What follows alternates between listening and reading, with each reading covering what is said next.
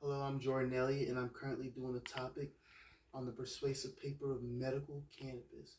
Now, medical cannabis has had a very rocky history, but very colorful history too. It's been a very controversial thing. It's also been a thing that can be used to treat ailments, diseases, and plenty other chronic issues. And also, I believe medical cannabis can be used in a very lucrative way. With that information, medical cannabis has been very old. I mean very old. It has been around since 2000 BC. 2800 BC. That's a long time ago. And it was mainly found in and documented in China and Western Central Asia. And Emperor Shang Nung used it as a pharmaceutical. With that, medical marijuana has some religious roots. With Lord Shiva, he used to eat the drug. He used to eat the plant, the actual cannabis plant, and was called Lord of Bang. And medical marijuana also has some low points too, because it was demonized in the states as a drug that made you lazy and was more racially motivated to keep other groups of people down. And that gets to the point and that takes us to our topic currently now: pros and cons of medical marijuana and why it can be useful today in society.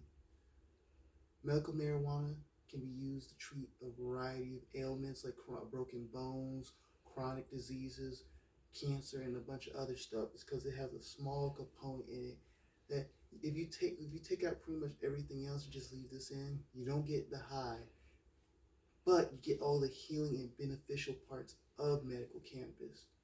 THC. THC is a component that's found in only cannabis and is very, very important for some people.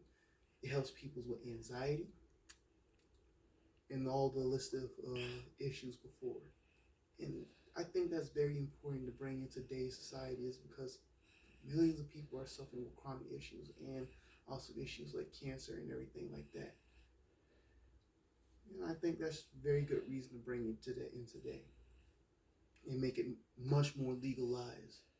Most states you don't get fined for it, but you do know most states you don't get penalized with jail time like you used to. You just get fined for it, which I think is a step in the right direction in my personal opinion. And medical marijuana also got a bad rep from a 1936 movie called Madness. Madness, when people that use the drug, they become irrational, hateful. Overall, it seemed like it induced a type of psychosis in them, and that's that's why it gets a bad rap today, somewhat to some of the rumors and stuff spread about from that. And in 1938, in the United States of America, medical marijuana as an actual industry was taxed out of existence because of inflation, and they basically got rid of it so they could make it a illegal drug. Well, they can put people behind bars and in prison because of it. And also, medical marijuana also has a little bit more issues becoming so widely accepted and available to the public. It has been able to get in the hands of youth a little bit more and underage people. Even though it's prescribed as a drug in most states, you have to be 21 years old and older to even use it. They even get prescribed it remotely. And it can cause a variety of developmental issues that we don't really know much about.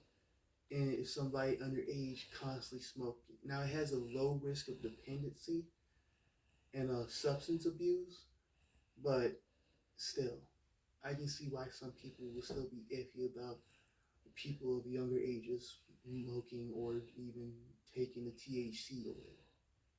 But in conclusion, medical marijuana, I think, is a very lucrative field, It has a very rich, diverse history, and in my personal opinion, even though it has been heavily demonized and has been heavily made controversial, I think, in my opinion, it can be a very useful drug to help people, more like important people, like people with chronic illnesses and diseases and stuff like that. And I think that's a very useful part of society, and I think that can be great, very, very helpful. And that's about it. That's all I have to say, and I'm out.